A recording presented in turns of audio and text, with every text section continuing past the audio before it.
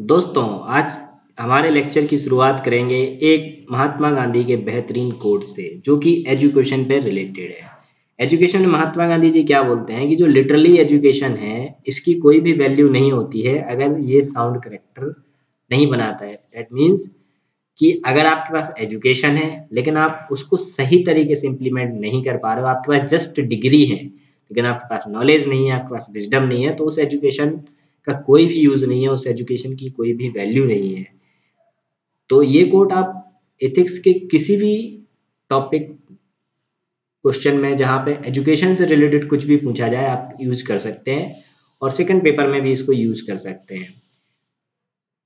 ठीक है दोस्तों, तो आज का जो हमारा डिस्कशन का टॉपिक है वो हम डिस्कस करेंगे विद दैट क्वेश्चन कि इंडिया का कॉन्स्टिट्यूशन यूनिटरी कॉन्स्टिट्यूशन है या नहीं।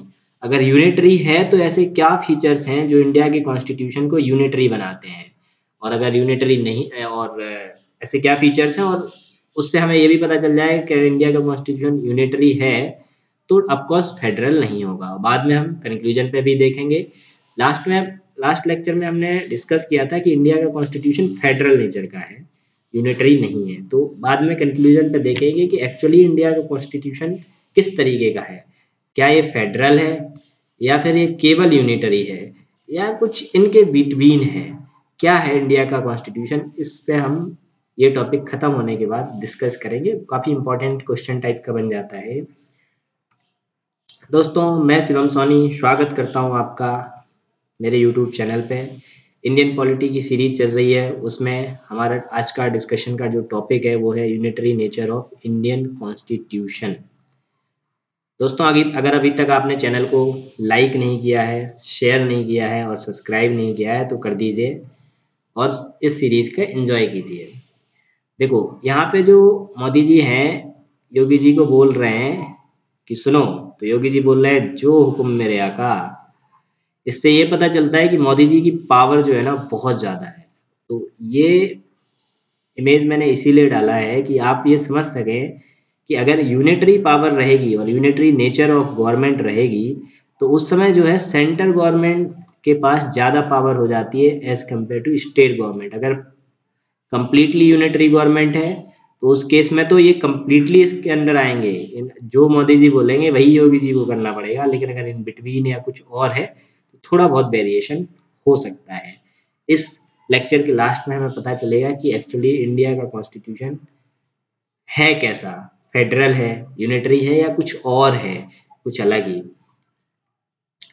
तो देखो दोस्तों, जैसा कि हमने डिस्कस किया था कि हमने बात की थी कि जो हमारा यूएसए का कॉन्स्टिट्यूशन है उसको हम फेडरल का बेसिक मानते हैं और फेडरल का एक फंडामेंटल मानते हैं कि यूएसए का जो कॉन्स्टिट्यूशन है वो परफेक्ट फेडरल टाइप का कॉन्स्टिट्यूशन है। तो परफेक्ट फेडरल कॉन्स्टिट्यूशन होने के लिए क्या क्या चीज़ें इंपॉर्टेंट होती हैं वो हम देखते हैं और उसी से हमें पता चलेगा कि हमारा कॉन्स्टिट्यूशन फेडरल है या नहीं। सबसे पहले फेडरल कॉन्स्टिट्यूशन होने के लिए एक रिटन कॉन्स्टिट्यूशन का होना बहुत ज़रूरी है। वहाँ पे डुअल जुडिशरी होनी चाहिए। डुअल जुडिशरी का मतलब स्टेट की जुडिशरी सेपरेट और सेंट्रल की जुडिशरी सेपरेट। इसके बाद वहाँ पे डुअल सिटीजनशिप भी होना चाहिए, मतलब कि जो भी सिटीजन है वो अमेरिका का सिटीजन तो है ही, साथ में जैसे वहाँ पे जो स्टेट्स हैं उनका भी सिटीजन है, जैसे उनमें से एक न्यूयॉर्क वगैरह है तो ऐसे, तो उस पर्टिकुलर स्टेट का भी वो सिटीजन रहेगा। वहाँ पे डुअल कॉन्स्टिट्यूशन होना चाहिए, मीन्स कि सेंटर का कॉन्स्टिट्यूशन अलग रहेगा और स्टेट्स के कॉन्स्टिट्यूशन अलग रहेंगे। वहाँ पे डुअल फ्लैग होना चाहिए, मतलब भाई सेम सेंटर का फ्लैग अलग होगा और स्टेट का फ्लैग अलग होगा। और सेपरेशन ऑफ पावर जो है वो होना चाहिए किसके बीच में, गवर्नमेंट के ऑर्गन्स के बीच में। क्या ऑर्गन है वो, एग्जीक्यूटिव, लेजिस्लेचर और जुडिशरी। तो इन सब में जो है सेपरेशन ऑफ पावर होना चाहिए। तो इतने जो फीचर्स हैं, 6 फीचर, ये वेरी इंपॉर्टेंट हैं फेडरल होने के लिए। अब देखते हैं आगे कि इंडिया में से इनमें से क्या है। तो देखो, इंडिया के पास पहला ही नहीं है। वहाँ पे क्या है कि सिंगल कॉन्स्टिट्यूशन है इंडिया के पास, लेकिन वहाँ पे बात की जा रही है कि कॉन्स्टिट्यूशन सिंगल नहीं, डबल कॉन्स्टिट्यूशन होना चाहिए, डुअल कॉन्स्टिट्यूशन होना चाहिए, स्टेट का अलग और सेंटर का अलग। लेकिन हमारे पास तो ऐसा नहीं है, हमारे पास तो केवल एक ही कॉन्स्टिट्यूशन है, उसी में स्टेट की बात करी गई, उसी में सेंटर की बात करी गई। तो ये हमारा एक ऐसा प्रोविज़न है जो हमें फेडरल स्ट्रक्चर की साइड इंडिकेट नहीं करता है। इस प्रोविज़न से ये मालूम चलता है कि इंडिया का कॉन्स्टिट्यूशन फेडरल तो नहीं है, क्योंकि ये फेडरल की जो क्वालिफिकेशंस है, जो बेसिक नीड है, उनको ही फुलफिल नहीं कर रहा है। चलो दूसरे पॉइंट पे देखते हैं। दूसरा पॉइंट हमें बताता है कि हमारा यहाँ जो सिटीजनशिप चलती है इंडिया में, वो केवल आप चाहे किसी भी स्टेट में रहते हो, चाहे आप कर्नाटक में रहते हो, चाहे आप यूपी में रहते हो, चाहे आप एमपी में रहते हो, आप हमेशा सिटीजन माने जाओगे इंडिया के। ठीक है, इंडियन सिटीजन कहलाओगे आप। लेकिन यूएसए में वैसा नहीं है, क्योंकि वहाँ पे फेडरल है, तो वहाँ पे आप ऑफकोर्स अमेरिका के सिटीजन तो हो ही हर हाल में, लेकिन आप किस पर्टिकुलर स्टेट से बिलोंग करते हो उसके भी सिटीजन हो आप सेम टाइम पे। लेकिन ये चीज़ हमारे यहाँ नहीं होती है, इसीलिए हम कह सकते हैं कि इस बेसिस पे भी हम फेडरल नेचर को क्वालिफाई नहीं कर पा रहे हैं। कहीं ना कहीं हम इसमें भी फेडरल नेचर को क्वालिफाई नहीं कर पा रहे हैं, क्योंकि हमारे यहाँ डुअल सिटीजनशिप नहीं है। तो ये एक पॉइंट हो गया, पहला सिंगल कॉन्स्टिट्यूशन, दूसरा सिंगल सिटीजनशिप। थर्ड पॉइंट की साइड चलते हैं। तो थर्ड पॉइंट में बात कर रहे हैं इंटीग्रेटेड जुडिशरी सिस्टम। अब वहां पे क्या था, यूएसए में डुअल जुडिशरी सिस्टम था, मतलब कि सेंटर की जुडिशरी अलग, जो सुप्रीम कोर्ट होगा वो केवल सेंट्रल वाले मैटर देखेगा, और जो हाई कोर्ट होंगे वो स्टेट वाले मैटर देखेंगे। लेकिन यूएसए में ऐसा होता है, जबकि हमारे यहाँ कैसा होता है कि किसी ने मान लीजिए सब ऑर्डिनेट कोर्ट में कुछ प्रॉब्लम है उसका, तो उन्होंने केस फाइल किया, उन्हें वहाँ से मज़ा नहीं आया तो वो हाई कोर्ट में चले गए, फिर वहाँ से भी मज़ा नहीं आया तो सुप्रीम कोर्ट में चले गए। तो आप देखिए कि एक लोकल इशू या स्टेट का इशू जो है, हमारे यहाँ फेडरल कोर्ट यानी कि सुप्रीम कोर्ट यानी कि सेंट्रल वाला कोर्ट यानी कि नेशन वाला जो कोर्ट है, वो भी उसको डील कर रहा है। तो हमारे यहाँ की जो जुडिशरी है वो इंटीग्रेटेड जुडिशरी कहलाती है, कि आपस में कनेक्टेड है। ये यहाँ का जो जज है सब ऑर्डिनेट कोर्ट का, ये हाई कोर्ट का जज बन सकता है, हाई कोर्ट का जज सुप्रीम कोर्ट का जज बन सकता है। लेकिन ये चीज़ यहाँ पे नहीं होती है। यहाँ पे क्या है कि सेंटर का अलग ही चीज़ है और स्टेट का अलग ही है, कोई मतलब नहीं है आपस में। तो इसीलिए वहाँ पे डुअल जुडिशरी है और हमारे यहाँ इंटीग्रेटेड जुडिशरी है। तो ये भी एक प्रोविज़न है जिसमें हम क्वालिफाई नहीं कर रहे हैं फेडरल नेचर को। तो हम कह सकते हैं कि हाँ, हमारा कॉन्स्टिट्यूशन एग्जैक्ट फेडरल तो नहीं है, परफेक्ट फेडरल नहीं है। आगे बात करते हैं। तो फोर्थ पॉइंट में हम बात करते हैं फ्लैग की। तो हमारे यहाँ तो भाई एक ही फ्लैग है इन रिस्पेक्टिव ऑफ स्टेट्स। आप किस स्टेट से बिलोंग करते हो, सबका एक ही फ्लैग है, वो है ये वाला फ्लैग हमारा। जबकि यूएसए में ऐसा नहीं है, यूएसए में सेंट्रल का फ्लैग अलग है और स्टेट्स के अपने अपने अलग फ्लैग हैं। तो उस बेसिस पे भी अगर देखा जाए तो हम लोग जो है फेडरल नेचर को क्वालिफाई नहीं कर पा रहे हैं, और हम जो फेडरल नेचर के बेसिक प्रोविजंस होते हैं या बेसिक कंडीशंस होती हैं उनको क्वालिफाई नहीं कर पा रहे हैं। तो हमारा कॉन्स्टिट्यूशन डेफिनेटली फेडरल तो नहीं है। हम ये तो नहीं कह सकते अभी कि यूनिटरी है, बट ये तो कह सकते हैं कि एग्जैक्ट फेडरल नहीं है या परफेक्ट फेडरल नहीं है। इसके बाद आती है सेपरेशन ऑफ पावर। तो वहां पे separation of power clearly defined थी लेजिस्लेचर, एग्जीक्यूटिव एंड जुडिशरी के बीच में, जबकि यहाँ पे ऐसा नहीं है। हमारे इंडिया में क्या होता है कि देखो, जुडिशरी तो कहीं ना कहीं अलग है कंप्लीटली, जुडिशरी का एग्जीक्यूटिव और लेजिस्लेचर से ज़्यादा कोई मतलब नहीं है, लेकिन जो लेजिस्लेचर है ना, एग्जीक्यूटिव उसी का पार्ट होते हैं। तो ये जो है इनका सेपरेशन जो है काफ़ी अच्छा नहीं है ना, ये एक दूसरे से इंटरलिंक्ड है। तो ये चीज़ में भी हम कंप्लीटली फेडरल नेचर को क्वालिफाई नहीं कर पा रहे हैं, तो हम कह सकते हैं कि हमारा कॉन्स्टिट्यूशन परफेक्ट फेडरल नहीं है। ये थे कुछ बेसिक प्रोविजन। अब कुछ स्पेशल प्रोविजन भी देखते हैं कि आखिर ऐसे क्या स्पेशल प्रोविजन है जिसमें हम जो है फेडरल टाइप के कॉन्स्टिट्यूशन के लिए क्वालिफाई नहीं कर पाते हैं। तो देखेंगे उन प्रोविजंस को। सबसे पहला जो प्रोविजंस है वो है आर्टिकल 3, काफी इंपॉर्टेंट है आर्टिकल 3।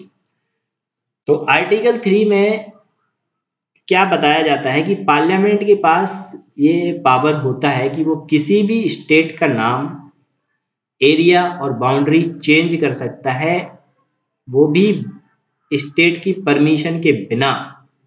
मतलब स्टेट से वो जरूरी नहीं है कि वो पूछेगा कि भैया हम ऐसा करना चाहते हैं, आप करने दोगे? नहीं, हमारा मूड हो रहा है हम कर देंगे। पार्लियामेंट ये बोलता है नहीं हमें अच्छा लग रहा है, नहीं आपका नाम पसंद नहीं आ रहा, हम बदल देते हैं। आपका एरिया थोड़ा ज़्यादा बड़ा है, आपको छोटा कर देते हैं। आपका एरिया छोटा है, हम बड़ा कर देते हैं। मतलब जो भी पार्लियामेंट के दिमाग में चल रहा है और जो भी पार्लियामेंट सोच रहा है वो कर सकता है। और स्टेट की उसमें परमिशन की जरूरत नहीं है कि नहीं पूछेंगे स्टेट से कि भैया कर दें क्या। नहीं नहीं, ऐसा कुछ नहीं है, वो कुछ भी नहीं पूछेगा, कर देगा। बस मूड हुआ आज कर देते हैं तो कर देते हैं। इसका मतलब क्या है कि स्टेट जो हमारे हैं उनको राइट टू एग्जिस्ट नहीं है। मतलब ऐसा नहीं है कि उनको राइट टू एग्जिस्ट है। क्यों? क्योंकि ये तो पार्लियामेंट के ऊपर डिपेंड कर रहा है ना। पार्लियामेंट अगर चाहे तो उसको हटा सकती है कभी भी। तो ये जो फीचर है ये फेडरल प्रोविजंस के अगेंस्ट है। फेडरल प्रोविजन जैसे अगेन चलेंगे भाई यूएसए की साइड। तो यूएसए में क्या होता है, जैसे वहाँ पे 50 स्टेट्स हैं।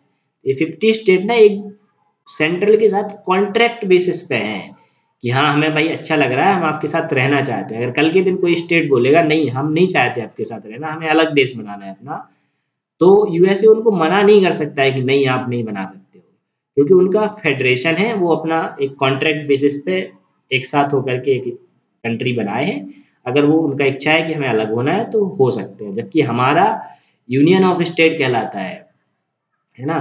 तो हम ऐसा नहीं कर सकते हैं, हमारे स्टेट्स ऐसा नहीं कर सकते हैं। इसीलिए हम जो फेडरल नेचर वाला कॉन्स्टिट्यूशन है उसकी साइड से टिल्ट हो गए हैं। हमारा जो कॉन्स्टिट्यूशन है अब वो फेडरल नहीं रहा। जैसे एग्जाम्पल के तौर पे आप देखो कि जो तेलंगाना बना था ये आंध्रा से अलग हुआ है। तो देखो इसमें आंध्रा की बाउंड्री को भी कुछ ना कुछ बाउंड्री तो उसमें गई है, आंध्रा की बाउंड्री भी, और हो सकता है आसपास के और भी स्टेट्स का थोड़ा बहुत पार्ट आ ही जाता है। तो इसलिए देखो जो जिन स्टेट्स का इनमें बाउंड्री शेयर हुई है उन स्टेट को कहाँ राइट टू एग्जिस्ट है, उनका कुछ ना कुछ पार्ट तो तेलंगाना में चला गया है ना। तो यही केस है और इसीलिए हम जो है क्वालिफाई नहीं कर पाते हैं इस प्रोविजन में भी फेडरल नेचर को। इसीलिए हमारा कॉन्स्टिट्यूशन परफेक्ट फेडरल नहीं है यूएसए की तरह। देखते हैं दूसरा इंपॉर्टेंट रीजन कि दूसरा इंपॉर्टेंट रीजन क्या है। तो देखो दूसरा इंपॉर्टेंट रीजन में बात करते हैं शेड्यूल 7 की। शेड्यूल 7 में सबसे पहले क्या है ये समझ लेते हैं। तो शेड्यूल 7 में 3 लिस्ट हैं, एक यूनियन लिस्ट है, एक स्टेट लिस्ट है और एक है कंकरेंट लिस्ट। तो इनका क्या मतलब होता है, इसमें क्या है, ये लिस्ट है मतलब कि कुछ इसमें डाटा लिखा हुआ है।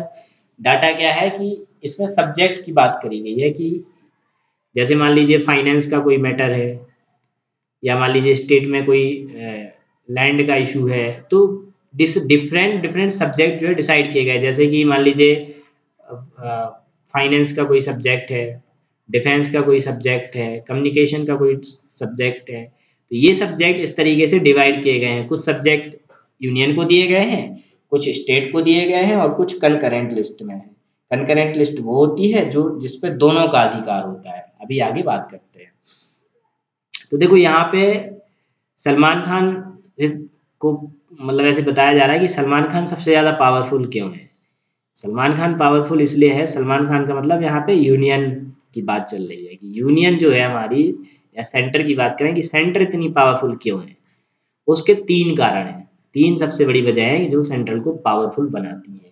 देखेंगे तो शेड्यूल 7 किसकी बात करता है, डिस्ट्रीब्यूशन ऑफ पावर की बात करता है। और ये जो डिस्ट्रीब्यूशन है ना ये हैविली सेंट्रल के फेवर में है, इसीलिए सेंटर को वो पावरफुल बनाता है। इस इमेज को देख करके हम समझ सकते हैं बात।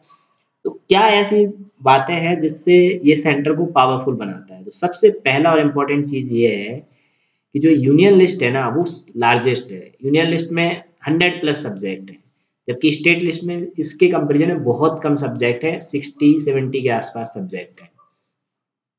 सेंटर की अगर बात करें तो सेंटर के जो सब्जेक्ट है ना उनमें फाइनेंशियल रिसोर्सेज ज़्यादा हैं, जैसे कि टैक्सेस वगैरह की बात करें, है ना। तो ये चीज़ें या नॉन टैक्स की बात करें, नॉन टैक्स रेवेन्यू जो गवर्नमेंट को आता है, तो ये सब चीज़ें ना सेंटर के हिस्से में बहुत ज़्यादा है।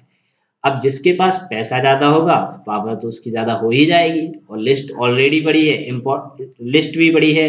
ऑन टॉप ऑफ दैट की इम्पोर्टेंट सब्जेक्ट जो हैं वो भी यूनियन के पास ही हैं, फाइनेंशियल रिसोर्सेज भी ज़्यादा यूनियन के पास है, तो पावरफुल तो यूनियन होगा ही। और तीसरी चीज़ भी देखते हैं, क्योंकि 3 कारण हैं। तीसरी इंपॉर्टेंट चीज़ ये है कि जो कनकरेंट लिस्ट है, अभी हमने बोला कि कनकरेंट लिस्ट पे दोनों का सेम अधिकार होता है। पार्लियामेंट चाहे तो वो भी लॉ बना सकती है, और अगर कोई स्टेट गवर्नमेंट चाहे कि हमें भी इस पर्टिकुलर सब्जेक्ट पर लॉ बनाना है तो वो भी लॉ बना सकती है। लेकिन यहाँ पे भी एक सबसे बड़ा प्रॉब्लम यह है कि अगर पार्लियामेंट ने किसी टॉपिक पे लॉ बना दिया है तो फिर स्टेट गवर्नमेंट उस पर लॉ नहीं बना सकती है। डेट मीन्स, और अगर स्टेट गवर्नमेंट का लॉ पहले से एग्जिस्ट कर रहा है और पार्लियामेंट ने लॉ बना दिया है तो वो लॉ जो है पार्लियामेंट का ही प्रिवेल करेगा, स्टेट गवर्नमेंट का लॉ नल एंड वॉइड हो जाएगा। तो वही बता रहे हैं कि यहाँ पे कंकरेंट लिस्ट में भी पार्लियामेंट का क्लेम जो है सुपीरियर है। तो अभी आप देखिए कि एक तो स्टेट को पहले ही एग्जिस्ट नहीं करने दे रहे हो, जब आप चाह रहे हो बाउंड्री चेंज कर दे रहे हो, जब भी आप जो चाह रहे हो कर दे रहे हो। ऑन टॉप ऑफ डेट आपने जो सब्जेक्ट का डिवीजन किया वो भी बराबर नहीं किया, आपने यूनियन को ज़्यादा सब्जेक्ट दिए, फाइनेंशियल रिसोर्स ज़्यादा दिए, और आपका कंकरेंट लिस्ट पे भी क्लेम सुपीरियर है। उसके बावजूद भी क्या है कि ऐसी कुछ स्पेसिफिक सिचुएशन है जिसमें अगर स्टेट ने मतलब जिसमें अगर पार्लियामेंट, कुछ स्पेशल कंडीशंस होती हैं जिसमें पार्लियामेंट स्टेट सब्जेक्ट पे भी लॉ बना सकता है। आप देखिए तो स्टेट तो हमारे यहाँ कहाँ फेडरल रहा भाई, स्टेट के सब्जेक्टों पे भी वो लॉ बना सकते हैं। चलो मान लेते एक बार फेडरल होता कि चलो कोई बात नहीं, स्टेट को जो सब्जेक्ट दिए गए हैं उनमें वो पावरफुल है, लेकिन ऐसा भी नहीं है। अब कुछ कंडीशंस है। कंडीशंस क्यों है भाई? जब फेडरल नेचर हो गया तो स्टेट देखेगा ना जो स्टेट की प्रॉब्लम है, लेकिन नहीं, उसमें भी पार्लियामेंट के कुछ ऐसे मतलब ऐसी सर्टेन सिचुएशन होती हैं जिसमें पार्लियामेंट उस पर लॉ बना सकता है। अब देखते हैं वो सिचुएशन, और ये सिचुएशन एग्जाम के पॉइंट ऑफ व्यू से काफ़ी इंपॉर्टेंट होती हैं। ऐसी 5 सिचुएशन है, केवल 5 ही सिचुएशन है, तो इसीलिए आपको याद भी होनी चाहिए, क्योंकि 5 के अलावा छठवीं कोई भी सिचुएशन नहीं है। तो आपको ये सिचुएशंस पता होनी चाहिए कि ऐसी क्या सिचुएशंस है जिसमें पार्लियामेंट स्टेट सब्जेक्ट पे लॉ बना सकता है। ओके फ्रेंड्स, तो बढ़ते हैं आगे। तो सबसे पहला जो इम्पोर्टेंट चीज़ है वो है आर्टिकल 250।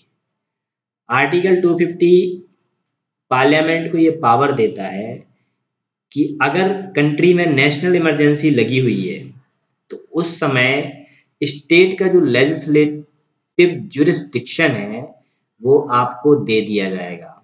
सिंपल सी बात है कि भाई नेशनल इमरजेंसी चल रही है, तो मतलब पार्लियामेंट को डाउट है कि आप अच्छे से काम करोगे नहीं, तो हम एक काम करते हैं, जो आपकी मतलब जो लेजिस्लेटिव पावर है आपकी वो हम खुद ले लेते हैं। तो ये अगर ऐसा कुछ होता है, नेशनल इमरजेंसी कंट्री में चलती है जैसे कि 1975 में लगी हुई थी, तो उस समय स्टेट गवर्नमेंट का जो पावर है लॉ मेकिंग का वो पार्लियामेंट के पास आ जाता है, और स्टेट सब्जेक्ट पे भी पार्लियामेंट का अधिकार हो जाता है। और यही एक इम्पॉर्टेंट रीजन है कि हमारा कॉन्स्टिट्यूशन फेडरल नहीं है। आगे बात करते हैं दूसरा इम्पोर्टेंट पॉइंट की। तो दूसरे इम्पोर्टेंट पॉइंट में ये क्या बताते हैं कि देखिए जो आर्टिकल 249 है, इसमें क्या बताया गया है आर्टिकल 249 में कि अगर राज्यसभा, आरएस का मतलब यहाँ पे राज्यसभा से है, राज्यसभा अगर एक रेजोल्यूशन ऐसा पास कर दे, कैसे, 2/3 मेजोरिटी में, और वो भी मेजोरिटी कैसी, प्रेजेंट एंड वोटिंग। मतलब ये बहुत सिंपल है। देखो मैं अब आपको इसका समझा देता हूँ। मेजोरिटी का मैं आपका एक छोटा सा वीडियो बना दूंगा तो आपको समझ में आ रहा है, कन्फ्यूजन बहुत होती है उसमें।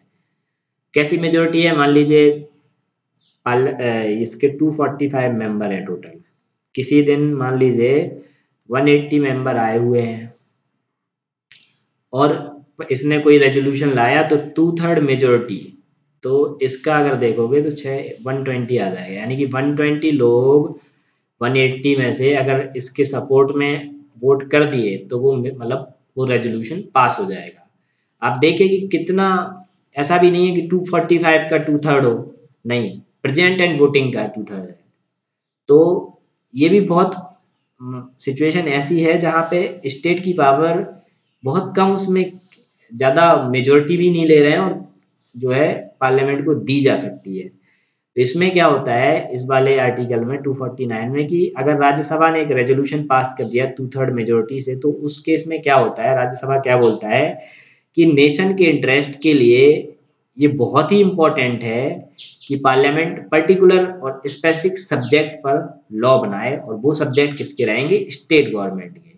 अब स्टेट गवर्नमेंट का कोई ऐसा सब्जेक्ट है जिस पे राज्यसभा को लगता है कि नहीं, पार्लियामेंट को एक पूरे नेशन में एक यूनिफॉर्म लॉ होना चाहिए, तो एक हिसाब से ये बात बहुत अच्छी भी है, क्योंकि क्या होता है हर स्टेट का अलग अलग, जैसे मान लीजिए आप फॉर एग्जांपल वैट ही लगता था पहले, तो मान लीजिए कर्नाटक गवर्नमेंट 2% वैट लगा रही है, यूपी 5% लगा रही है, कोई 8% लगा रही है, तो इस तरीके से ना वेरिएशन होता था थ्रू आउट द स्टेट।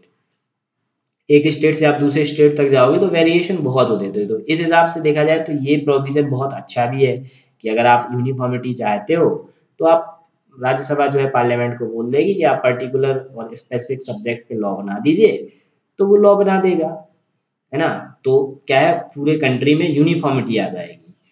तो उस हिसाब से सही भी है, लेकिन सही है या गलत है वो सेकेंडरी है। इम्पोर्टेंट हमारे लिए ये है ये कि ये जो है प्रोविज़न कहीं न कहीं फेडरल नेचर को क्वालीफाई नहीं करने दे रहा है, इसीलिए हमारा कॉन्स्टिट्यूशन परफेक्ट फेडरल नहीं है। और इसके हम एग्ज़ाम्पल देखते हैं कुछ, देखो। और इसके एग्ज़ाम्पल जैसे कि एपीएमसी मॉडल एक्ट है। एपीएमसी मॉडल एक्ट पार्लियामेंट ने बनाया था और वो सारे स्टेटों में वैलिड है, जबकि ये एपीएमसी का जो सब्जेक्ट था एग्रीकल्चर से रिलेटेड, ये सब्जेक्ट स्टेट लिस्ट में है, तो राज्यसभा ने उनको परमिशन दी और वो बना दिया गया। और यहाँ पे तो इम्पोर्टेंट जानना ये है कि जब कभी ऐसा लॉ बनता है तो वो केवल 1 साल के लिए ही वैलिड होता है, 1 ईयर के लिए ही वैलिड होता है। उसके बाद क्या करना है, अगर आपको कंटिन्यू करना है तो आपको रिन्यू करना पड़ेगा उसको। रिन्यू आप कितने बार भी कर सकते हो, आप 50 साल तक भी वो लॉ चला सकते हो या उससे ज़्यादा भी, लेकिन आपको हर साल उसको रिन्यू करना पड़ेगा। तो दोस्तों आज के लेक्चर में हम इतना ही बात करते हैं, रिमेनिंग जो इसके 3 पॉइंट और बचे हैं और आगे के जो प्रोविजंस हैं उसके बारे में हम कल डिस्कस करेंगे। ठीक है दोस्तों, पीडीएफ आपको जो है टेलीग्राम चैनल पे मिल जाएगी। आप चैनल को सब्सक्राइब कीजिए, लाइक कीजिए और फ्रेंड्स के साथ शेयर कीजिए। और अगर आपको कोई भी डाउट आता है या कोई भी प्रॉब्लम है तो आप बेझिझक होके कमेंट बॉक्स में बता सकते हैं, हम आपके क्वेरी का जवाब ज़रूर देंगे। Okay, thank you for discussion.